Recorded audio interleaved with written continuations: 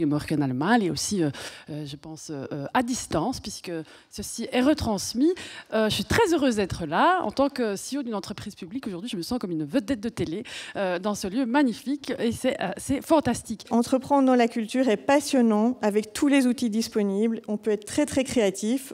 On veut vraiment s'attaquer à cette question transversale. Il y a en tout cas un potentiel pour des êtres humains à en tout cas trouver une place en tout cas dans ce monde avec lequel on va composer avec cette révolution, il faut l'appeler comme ça. Et on a aussi un petit lab qui développe des technologies au service de la création artistique. Qu'est-ce qui pourrait être mis en place par les structures elles-mêmes, peut-être de manière collective, pour pouvoir justement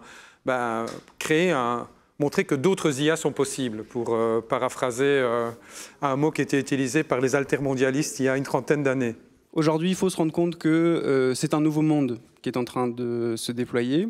Les multinationales, les compagnies, donc j'ai envie de dire là où il y a le pouvoir et l'argent, c'est eux qui vont prendre l'initiative parce que c'est eux qui ont les moyens pour faire avancer les choses. Si en fait vous produisez des données qui ne sont pas des données réelles, donc si en fait il y a une forme de création d'informations, et puis de l'autre côté, il y a une disposition différente pour les opérateurs commerciaux. Je pense que l'artisanat fait pour moi partie de l'art, dans le sens où la communion avec le bois est importante pour le sculpteur, la communion avec la gouache est importante pour le peintre. En votre expérience culturelle et artistique, c'est impossible qui est devenu possible. Vous savez le nombre d'images qu'il faut pour faire 50 secondes. On a généré plus ou moins 5000, 6000 images pour pouvoir fabriquer le film.